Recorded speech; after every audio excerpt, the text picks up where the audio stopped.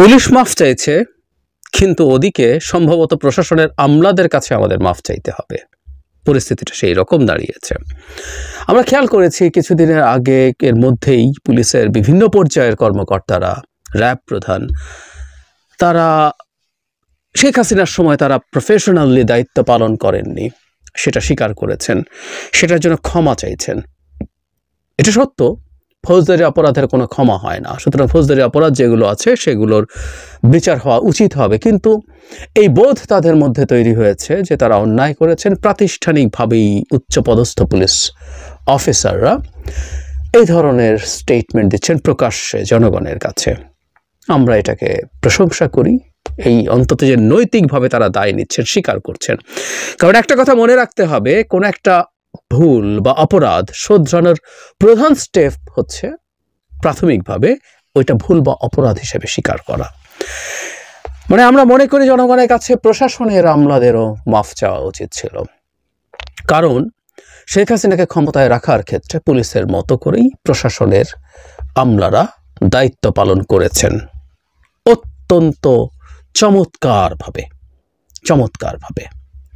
কিন্তু পরিস্থিতি মনে হচ্ছে তারা মাফ চাইবেন না, আমাদেরকে মাফ চাইতে হবে। কারণ তারা এখন যারা কথা বলছেন টলছেন তাদেরকে হুমকি টুমকি দিচ্ছেন।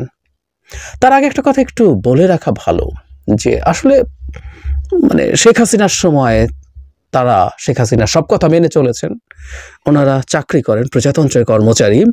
সুতরাং ওনারা যদি প্রজাতন্ত্রের কর্মচারী হন, তারা সরকারের বিরুদ্ধে যেতে পারেন না। কথাটা এরকম দাঁড়ায়, গেলে তাদের বিরুদ্ধে ব্যবস্থা হতে পারত, ভয় পেতেন।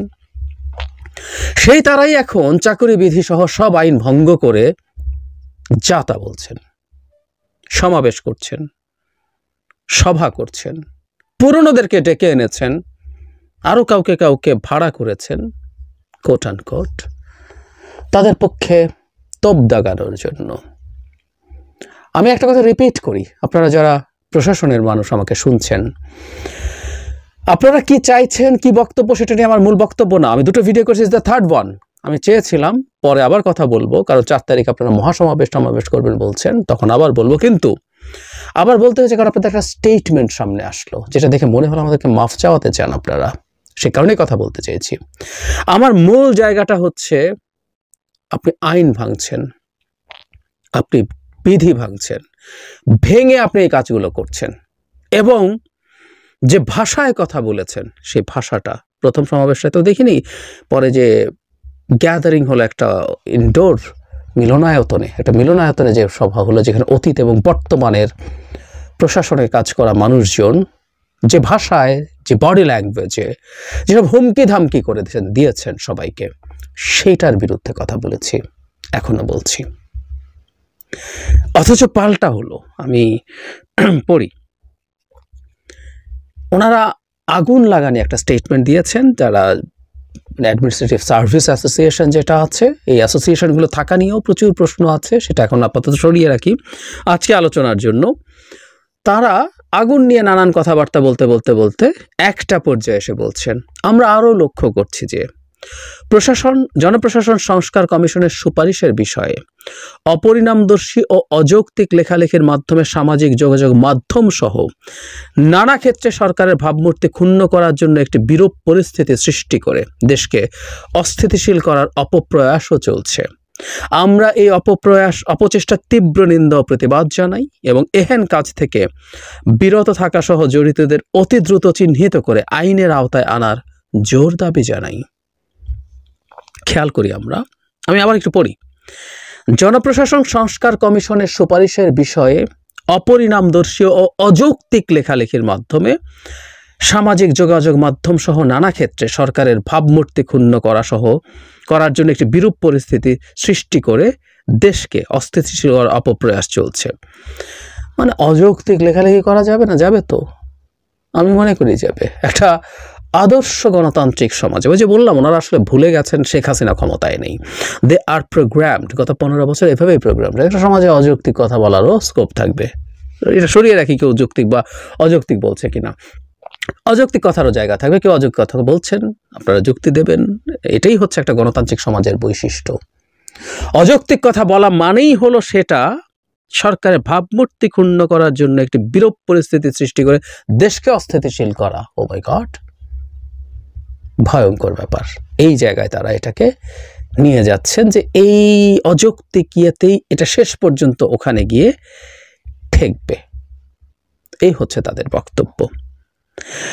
আমরা এই অপচেষ্টার তীব্র নিন্দা ও প্রতিবাদ জানাই এবং হুমকি বিরত থাকা সহ জড়িতদের, মানে বিরত থাকতেও বলছেন এবং যারা জড়িত আছেন তাদেরকে চিহ্নিত করে আইনের আওতায় আনার জোর দাবি জানাই। তার মানে এবার যারা বলেছেন লিখেছেন তাদেরকেও মাফ চাইতে হবে, তারা ভুল করেছেন।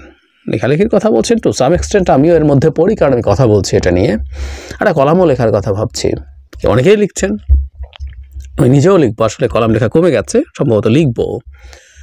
তাদের ভাষায় অযৌক্তিক মনে হতে পারে, তাদের স্বার্থের বিরুদ্ধে গেলেই অযৌক্তিক, কিন্তু প্রশ্নটা অন্য জায়গায়। যেটা বলছিলাম, চাকরিবিধি মেনে তারা শেখ হাসিনার সময় বের হন নাই, প্রতিবাদ করেন নাই, কেউ তার কোনো যেটা তার দায়িত্ব ছিল সেটার বিরুদ্ধে গিয়ে কোনো অন্যায়ের বিরুদ্ধে দাঁড়ান নাই, যে না আমি অন্যায় করতে পারি না কারণ এটা বেআইনি, কোনো কিছুতেই দাঁড়ান নাই, কখনো রাস্তায় নেমে আসেন না। তারা একবার রাস্তায় নেমেছিলেন তো শেখ হাসিনার পক্ষে। আমি যেহেতু এখন সবাই একটা গোষ্ঠী হিসাবে ট্রিট করছে, তাই আমি গোষ্ঠী হিসাবে কথা বলছি, কারণ রিটায়ার্ড আমলারা, প্রশাসনের আমলারা এসেছিলেন গোষ্ঠী স্বার্থ নিশ্চিত করানোর জন্য, অনেক সিনিয়র মানুষজন এসছেন। তো ঠিক একইভাবে তাদের গোষ্ঠীতে একবার শেখ হাসিনার পক্ষে রাস্তায় নেমেছিল, জনতার মঞ্চে দাঁড়িয়েছিল, মহিউদ্দিন খান আলমগীরের নেতৃত্বে তারা এসে ইললিগালি, অন্যায়ভাবে তারা মাঠে এসে ওই জনতার মঞ্চে ছিলেন তো সেটাও তাদের সব কিছু ভঙ্গ করেই তাদের ভাষায় তারা অন্যায়ের বিরুদ্ধে দাঁড়িয়েছেন। তো অন্যায়ের বিরুদ্ধে যদি তখন দাঁড়ান, এই শেখ হাসিনার এই রেজিমের সময় দাঁড়াননি কেন? এবং আমরা একটা কথা মোটামুটি নিশ্চিত যে সেই সময়কার বিএনপি সরকারের পতনের সাথে, আমি একটা কথা এই প্রসঙ্গে একটু যোগ করে রাখি, তাদের এই নেমে আসার ঘোর বিরোধী হলেও আমি তত্ত্বাবধায়ক সরকার ব্যবস্থার যে আন্দোলনের সময় আওয়ামী লীগ করেছিল এবং তত্ত্বাবধায়ক সরকার যে দরকারি, আমি এটা সিরিয়াসলি মনে করি। সুতরাং এটা ওই সময়কার বিএনপি যত এই দাবিটা মানতে দেরি করেছে, এটা তাদের রাজনৈতিক ভুল ছিল। যাই হোক, সে রাস্তায় আসলো এবং সেটাই সরকারের পতন বা এই সিদ্ধান্ত নেওয়াটা ত্বরান্বিত করেছিল। সুতরাং আমলাদের যদি জনগণের স্বার্থে সিদ্ধান্ত আমলারা নেন, সেটা বিরাট প্রভাব পড়ে। তো আপনাদের সেই গোষ্ঠীটা শেখ হাসিনার সময় কিছু করেনি কেন? সাহস ছিল না, বলছিলাম। এখন এত সাহস কোত্থেকে আসলো আপনাদের? তার মানে ওই যে বলছি বারবার, সাহস বাড়তে বাড়তে বাড়তে বাড়তে এখন আইনি ব্যবস্থা নেওয়ার কথা হচ্ছে, যারা তাদের কথাবার্তাকে অযৌক্তিকভাবে সমালোচনা করছেন। মানে ওনারা নির্ধারণ করবেন কোনটা যুক্তি কোনটা অযৌক্তিক। ওনারা আমলা তো, এই দেশের মালিক তো তারা, তাই না? সুতরাং তারা এভাবে কথা বলবেন। এই পরিস্থিতি দেখছি আমরা। আমি মনে করি একটা খুব স্পষ্টভাবে বলি, সরকার কি করবে আমি জানি না। এই সরকার যদি এই প্রশাসনের আমলাদেরকে এই ঘটনাকে ঠিকমতো ডিল করতে না পারেন, তাহলে এই সরকার আর ক্ষমতায় টিকে থাকতে পারবে না। একদম সোজা সাপটা কথা।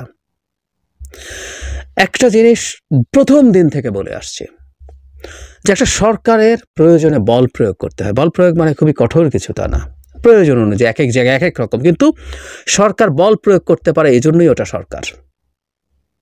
কাউন্সেলিং করে সরকার চলে না। সুতরাং বিভিন্ন জায়গায় প্রয়োজনে সরকারকে বল প্রয়োগ করা দরকার ছিল। যেমন এই প্রশাসনের ক্ষেত্রে কি বল প্রয়োগ করা, আমি প্রথম দিন থেকে একটা কথা বলেছি, সরকার দায়িত্বে আসার পর প্রথম স্টেপ হওয়া উচিত ছিল সব সচিবগুলোকে সরিয়ে ফেলা, ফুল স্টপ। শেখ হাসিনার জমানায় কোনো মন্ত্রণালয়ের সচিব হয়েছে শেখ হাসিনার বেনিফিশিয়ারি ছাড়া কেউ, তার আনুকূল্য পাওয়া ছাড়া কেউ, আমি বিশ্বাসই করি না। এর মধ্যে যদি ছড়িয়ে ফেলেন, যদি 5% এক্সেপশন থাকে থাকুক, কিন্তু ওই ঠক বাঁচার দরকার নেই, জাস্ট সবাইকে সরিয়ে ফেলা হয়নি তো। বাংলাদেশ এনাদের সবাইকে ছড়িয়ে ফেললে খুব খারাপ চলতো, তার জায়গায় অন্যদেরকে নিয়ে আসলে খুব খারাপ চলতো। হ্যাঁ, কেউ বলেন যে এর পরের ধাপ নানান জায়গা আছে, তারপরে খুঁজলে বের করা যেত, অন্তত মন্দের ভালো করা আছেন যেত, কিন্তু না, সেটা করা হলো না। দক্ষ নাই, ওটা নাই, সেটা নেই। কি দক্ষতা দিয়ে কোন স্বর্গে আমরা গেছি বাংলাদেশ, আমি এত আসলে জানি না। বাংলাদেশ কোথায় গেছে? কোন জায়গায় পৌঁছেছে বাংলাদেশ, আমাদের দক্ষ আমলারা আমাদেরকে কোথায় নিয়ে গেছেন আমি দেখি নেই তো। তো তাহলে কি সমস্যা ছিল? কিন্তু এটাও বল প্রয়োগের একটা নজির হতো, সেই বল প্রয়োগ করতে পারে নাই। এবং এখন যে এক রীতিমতো বিদ্রোহ করছেন, তারা সমাবেশ করছেন অকথ্য ভাষায়, আমি অকথ্য ভাষায় বলছি, বক্তব্য দিচ্ছেন, জনপ্রশাসন সংস্কার কমিশনের চেয়ারম্যানের পদত্যাগ চাওয়া সহ কমিশন ভেঙে দেওয়ার দাবি করছেন এবং সব কিছু প্রটেস্ট করবেন, কেমনে সেটা করাতে হয় সেটা চাইবেন। এই সব কিছু এই কারণে ঘটেছে।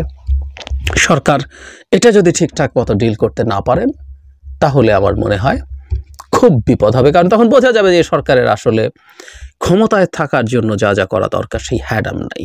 বহুজন আবার বহু কিছু দিয়ে নামবে, অযৌক্তিকভাবে নামবে এবং সরকারের কে পেয়ে বসবে। ঠিক যেমন রাস্তা দখল করা নিয়ে সরকার যখন বল প্রয়োগ করতে ব্যর্থ হয়েছে, রাস্তার বল প্রয়োগ বলতে শেখ হাসিনার মতো গুলি করতে বলছি না, ওখানে আইনশৃঙ্খলা রক্ষাকারী বাহিনী যাবেন, বোঝাবেন।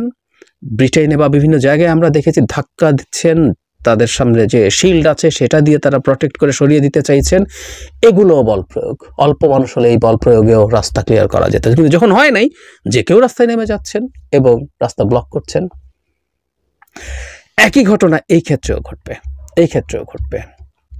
আরো অনেকেই এই আইন ভাঙতে শুরু করবেন এবং সরকার শেষ পর্যন্ত ফাংশনিং থাকবে না। আগে যে ভুলটা করেছে সেই ভুলটার প্রায়শ্চিত্ত করার সুযোগ এখন সরকারের আছে। সরকার যদি সেটা না করে, আমাদের সবাইকে লাইন ধরে আমাদের কাছে মাফ চাইতে হবে এবং বাংলাদেশকে আবার শেখ হাসিনার সময় যেমন তাদের হাতে তুলে দেওয়া হয়েছিল সেভাবেই তুলে দিতে হবে। ছোট্ট একটা পাদটিকা দিয়ে শেষ করি। মানে মাঝে মাঝে কেউ কেউ আমার ভিডিওতে মন্তব্য করেন, ধারণা করি কারা, যারা প্রশাসনের আমলা হয়েছেন, যে আমি মনে হয় ওটা হতে পারিনি বলে খুব ক্ষোভ আছে। উত্তর হচ্ছে না, আমি ওটা হতে না পারলেও, পরীক্ষা দিয়ে ডাব্বা মেরেও যদি না পারি, তারপর আমার এই কথাগুলো বলার অধিকার আছে। তারপর একটা জিনিস একটু জানিয়ে রাখি, আপনারা অনেক ক্ষমতাবান, যে কেউ আমার চ্যালেঞ্জটা নিন, আমার কাছে আসুন, আমার সাথে যোগাযোগ করুন। আমার সাথে যোগাযোগ করা কঠিন কিছু না। আমার কুষ্টি খুঁজে নিয়ে যান, আমার বিসিএস পরীক্ষা দেওয়ার ফর্ম খুঁজে বের করুন এবং জাতিকে দেখিয়ে দিন যে আমি ডাব্বা মারার কারণে এত ক্ষোভ নিয়ে কথা বলি। আমি কোনোদিন কোনো বিসিএস পরীক্ষায় পার্টিসিপেট করিনি, আমি স্বাস্থ্য ক্যাডারেও করিনি, জেনারেল ক্যাডারেও করিনি। সবাই বিসিএস দিতে চায়, সবাই আমলা হতে চায়। এই পারসেপশন ইজ রং। আমার পেছনে কেউ কেউ এই কথাও বলেছেন, এটা একটু জানিয়ে রাখার প্রয়োজন মনে করলাম। তবে আবারও বলছি, পরীক্ষা দিয়ে ডাব্বা মারলেও রাষ্ট্রের স্বার্থে যেটা প্রয়োজন সেই কথা বলার অধিকার প্রত্যেক নাগরিকের থাকে। এটাকে শুধুমাত্র পায়নি বলে ক্ষুব্ধতা আছে, ক্ষোভ আছে, এভাবে ইন্টারপ্রিট করা খুব ভুল সিদ্ধান্ত।